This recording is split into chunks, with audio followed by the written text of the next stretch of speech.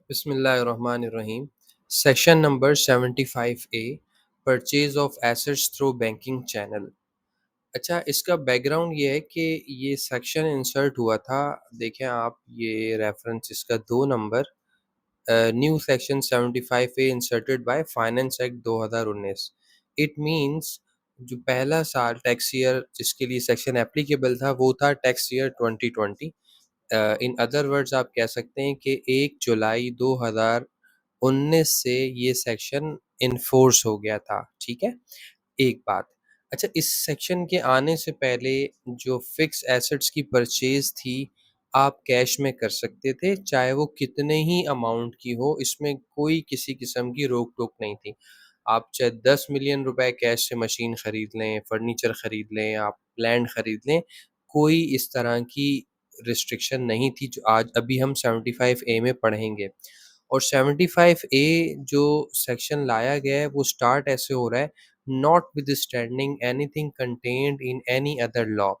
यानी ये overriding provision है, यानी कहीं कुछ भी लिखा हो, आपको बहुत ज़रूरी है कि आपने 75A को फॉलो करना है। तो इस 75A में को लाने की क्या वजह थी? वजह यही थी कि इकोनॉमी डॉक्यूमेंट हो, क्रॉस चेक से एसेट्स की भी परचेज़ हुआ करे। देखें, 21 सेक्शन पहले से मौजूद था जिसके अंदर डिडक्शंस नॉट अलाउड। आप बिज़नेस में खर्चे करते थे या इनकम फ्रॉम प्रॉपर्टी के अगेंस्ट खर्चे करते थे या इनकम फ्रॉम अदर सोर्स के अगेंस्ट खर्चे करते थे, तो अगर आप बैंकिंग चैनल से नहीं करते थे, तो वो डिसअलाउ हो जाते थे। एक छोटी-सी थ्रेशोल्ड दी हुई थी कि अब 25,000 हो गई है, पहले 15,000 था, उससे पहले 10,000 था। उस हद तक कैश से अलाउड था, वरना बैंकिंग चैनल से होना ज़रूरी था। लेकिन एसेट्स में ऐसी कोई बात नहीं थी। तो 75A लाकर डॉक्यूमेंट किया है चीज़ों को कि बैंकिंग चैनल से अब एसेट्स की भी परचेज़ होगी, और अगर नहीं होगी तो उसके कुछ एडवर्स कॉन्सिक्वेंसेज़ है, वो हम देख लेंगे। अच्छा, एक हमने टेबल फॉर्म में सेक्शन को डाल दिया है ताकि हमारे लिए अंडरस्टैंड करना बहुत आसान हो जाए। तो सेक्शन 75A में को हमने 2 हिस्सों में तोड़ दिया है। 75A इमूवेबल प्रॉपर्टी की बात करते हुए अलग तरह से कुछ चीज़ें बता रहा है, और अदर एसेट्स की, इमूवेबल प्रॉपर्टी के अलावा जो एसेट्स हैं, उनकी बात करते हुए कुछ मज़ीद डिटेल्स और बता रहा है। अच्छा, पहले हम 75A में देख लेते हैं। अगर आप इमूवेबल प्रॉपर्टी खरीद रहे हैं और आप एनी पर्सन, मतलब आप कोई भी हों, चाहे आप इंडिविजुअल हों, एसोसिएशन ऑफ पर्सन हो और कंपनी हो, आप इन तीनों में से कोई भी हों और आप इमूवेबल प्रॉपर्टी कहते हैं ज़मीन को, लैंड को, बिल्डिंग, इमारत को, दुकान है, शॉप को, ये इमूवेबल प्रॉपर्टीज़ हैं, राइट? आप इमूवेबल प्रॉपर्टी खरीद रहे हैं, आपका स्टेटस कुछ भी हो, तो अब 2 सिचुएशंस हो सकती हैं। अगर इमूवेबल प्रॉपर्टी की जो वैल्यू है, फेयर मार्केट वैल्यू से मुराद क्या है? इमूवेबल प्रॉपर्टी के केस में वो वैल्यू है जो सेक्शन 68 में बताई गई है, और सेक्शन 68 में कौन-सी वैल्यू बताई गई होती है? जो एफबीआर ने दी हुई है, जिसे मैंने एफबीआर गाइड के एपिसोड नंबर 1 में बताया भी है कि एफबीआर के नोटिफिकेशंस कहाँ होते हैं, हम fair market value immovable property की कैसे कैलकुलेट करते हैं, मैंने उसमें कैलकुलेट करके भी दिखाया है। तो एफबीआर बोर्ड ने जो वैल्यू बताई है, अपने पोर्टल पे भी दी हुई है नोटिफिकेशन के ज़रिए पूरे पाकिस्तान की, वो वैल्यू फेयर मार्केट वैल्यू है। अब ये कह रहे हैं कि अगर फेयर मार्केट वैल्यू जो है 5 मिलियन रुपए तक है, यानी आप एक प्रॉपर्टी खरीद रहे हैं, उसकी फेयर मार्केट वैल्यू 10 लाख है, 20 लाख है, 30 लाख है, 40 लाख है या 50 लाख है। तो 50 लाख तक, 5 मिलियन रुपए तक की प्रॉपर्टी को आज भी आप कैश में खरीद सकते हैं, कोई मसला नहीं है। आगे की तफ़सील की ज़रूरत ही नहीं है, तो जब कोई मसला नहीं है, कैश पेमेंट इज़ अलाउड। दूसरी सिचुएशन ये बनती है कि अगर आप ऐसी प्रॉपर्टी खरीद रहे हैं, जो 5 मिलियन रुपए से ज़्यादा की है, लेट्स से वो 5.1 मिलियन यानी 51 लाख की है या उससे ज़्यादा की है, यानी 5 मिलियन से उसकी value fair market value exceed कर देती है, जो एफबीआर की डिक्लेयर्ड वैल्यूज़ हैं नोटिफ़िकेशंस में। तो उस सूरत में क्या होगा? अच्छा, मोड ऑफ पेमेंट क्या हुआ है? Cash payment is not allowed, cash आप पे नहीं कर सकते। The person must process payment by banking channel, आपको in any case banking channel से पे ऑर्डर बना के दें, क्रॉस चेक से पेमेंट दें, यानी दोनों के बैंक बाय सप्लायर और कस्टमर के बैंक अकाउंट्स में रिफ्लेक्ट होनी चाहिए। बैंकिंग चैनल से पेमेंट करना ज़रूरी है अगर 5 मिलियन से एक्सीड कर जाएगी इमूवेबल प्रॉपर्टी के केस में, ठीक है? अच्छा, अगर ऐसा नहीं होगा तो 3 एडवर्स इम्प्लीकेशंस आपको देखने को मिलेंगी, ठीक है?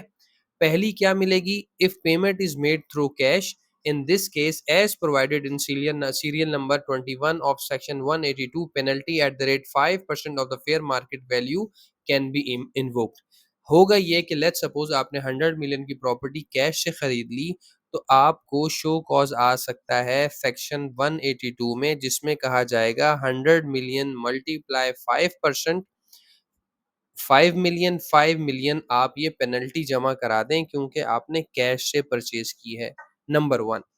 नंबर 2 क्या होगा? If payment is made through cash, then depreciation deduction allowed under section 22 will become inadmissible. आपको पता है अगर बिज़नेस का एसेट है, ठीक है? अगर बिज़नेस का एसेट है, तो आपको सेक्शन 22 में डेप्रिसिएशन अलाउ होता है, एक चार्ज के तौर पर आप इनकम में से माइनस करते हैं। तो अगर आपने 100 मिलियन का ये एसेट या कुछ और जो भी अमाउंट है यानी कि 5 मिलियन से ज़्यादा हो, कैश से परचेज़ कर लिया तो आपको डेप्रिसिएशन भी आपका इनएडमिसिबल हो जाएगा। आपकी इनकम में ऐड बैक हो जाएगा, ठीक है? ओके। अच्छा, if payment is made through cash, then cost of the immovable property will be treated as zero for the computation of any gain on sale of such asset। एक और adverse impact क्या होगा? Let's suppose आपने 100 million की जमीन खरीद ली, ठीक है? आपने एसेट खरीद लिया 100 मिलियन का। अब आपने क्या किया? 100 मिलियन का एसेट आपने बेच दिया 2 साल के बाद 150 मिलियन का। तो यहाँ पे ये कहा जा रहा है क्योंकि आपने 100 मिलियन की कैश से पेमेंट की थी, तो अब इसकी कॉस्ट ज़ीरो कंसीडर की जाएगी। तो ज़ीरो कंसीडर करने का मतलब क्या है कि 150 की आपने सेल की, होना तो चाहिए था 150 में से माइनस कर दें कॉस्ट 100 मिलियन, क्योंकि कैश से आपने पेमेंट की थी तो 150 में से 100 मिलियन माइनस नहीं होगा। 150 में से 0 माइनस होगा क्योंकि कॉस्ट को 0 कर दिया, इस वायलेशन की वजह से। तो आपका 150 मिलियन सब्जेक्ट के अंडर कैपिटल गेन टैक्स हो जाएगा 150 मिलियन, हालाँकि होना कितना चाहिए था? 50 मिलियन। 150 में से हम 100 माइनस करते, 50 टैक्स होता, लेकिन यहाँ 100 यानी जो भी सेल प्रोसीड्स होगी टोटल टैक्स हो जाएगी, क्योंकि आपने कैश से पेमेंट की है। तो ये पूरी स्टोरी जो हमने पढ़ी है, ये इमूवेबल प्रॉपर्टी के केस में है। यहाँ से भी हम देख लेते हैं सेक्शन से, immovable property having fair market value greater than 5 million. तो क्योंकि ग्रेटर देन 5 मिलियन का कहा है तो इसका मतलब है 5 मिलियन तक तो कोई मसला था नहीं, इसीलिए मैंने ये लाइन बना दी थी कि इसमें तो भाई कोई मसला है नहीं। और यहाँ मसला था, यहाँ क्या-क्या मसला था वो हमने देख लिया, यहाँ से भी देख लेते हैं। देखिए अच्छा, एनी अदर एसेट तो हमने पढ़ा नहीं है। इ आगे देख लेते हैं, अदरवाइज़ देन क्रॉस चेक से आपको पेमेंट करनी है, नंबर 1। और for the purpose of this section in case of immovable property के केस में कहा है फेयर मार्केट वैल्यू कौन-सी होगी? नोटिफाइड बाय द बोर्ड, और जिसको सेक्शन 68 के अंदर बताया गया है, या प्रोविंशियल अथॉरिटीज़ ने जो दी है स्टैम्प ड्यूटी के लिए, whichever is higher, normally FBR की वैल्यू ही हायर होती है। एक ये बात हो गई, और हमने फिर जो एडवर्स इम्पैक्ट्स आ रहे थे वो हमने देख लिए कि in case transaction is not undertaken in the manner specified in subsection 1, यानी क्रॉस चेक से पेमेंट नहीं हुई तो क्या होगा? Such asset shall not be eligible for any allowance. हमने 22 की अभी बात की है कि आपको डेप्रिसिएशन नहीं मिलेगा, ठीक है? और अच्छा, 23 इनिशियल अलाउंस की बात क्यों नहीं की? क्योंकि भाई इमूवेबल प्रॉपर्टी के केस में इनिशियल अलाउंस तो आपको मिलता ही नहीं है, तो हमने इसीलिए सेक्शन 20 इस वाले सिनेरियो में हमने सिर्फ सेक्शन नंबर 22 की बात की है, डेप्रिसिएशन की। अच्छा, इसके अलावा क्या होगा? Such amount shell not be treated as cost in term of section 75।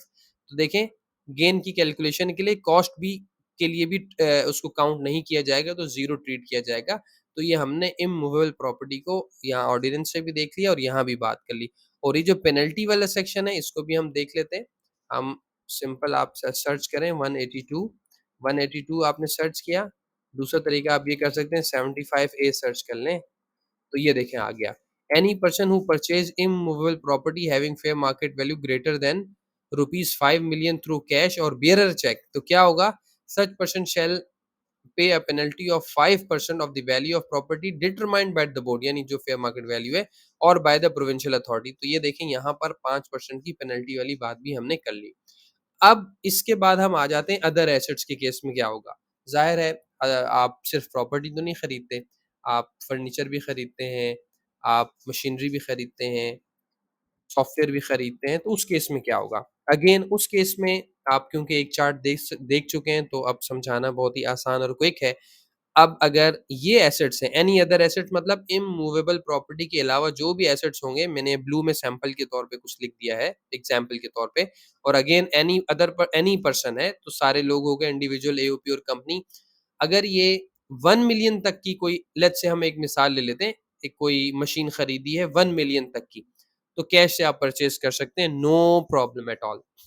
लेकिन आपने मशीन खरीदी है लेट्स से 1.2 मिलियन की, और आपने कैश से पेमेंट कर दी है उसकी, ठीक है? बैंकिंग चैनल से करना ज़रूरी था, आपने कैश से कर दी, तो क्या होगा? पेनल्टी तो कोई नहीं प्रोवाइडेड, 182 में कोई पेनल्टी प्रोवाइडेड नहीं है। लेकिन आपको डेप्रिसिएशन डिसअलाउ हो जाएगा सेक्शन 22 में, और आपको मालूम होना चाहिए मशीनरी के केस में इनिशियल अलाउंस भी मिलता है, तो इनिशियल अलाउंस भी इनएडमिसिबल हो जाएगा, आपको डिसअलाउ हो जाएगा। इसके अलावा अगर आपने सॉफ्टवेयर इंटेंजिबल्स कोई खरीदे हैं, तो आपको पता होना चाहिए सेक्शन 24 में आपको एमोर्टाइजेशन डिडक्शन मिलती है, तो वो एमोर्टाइजेशन भी इनएडमिसिबल हो जाएगी आपके लिए। इसी तरह से जैसे हमने ऊपर पढ़ा कि जो कॉस्ट है, आप कोई गेन वर्कआउट कर रहे हैं, तो आप कॉस्ट माइनस करेंगे तो गेन कम आएगा, तो कॉस्ट भी आपको डिसअलाउ हो जाएगी इस केस में। तो यहाँ हमने टाइम कम लगाया क्योंकि हम इसी सेम सिनेरियो को ऊपर पढ़ चुके हैं। तो ये सेक्शन नंबर 75 ए था, जिसकी आज हमने बात कर ली।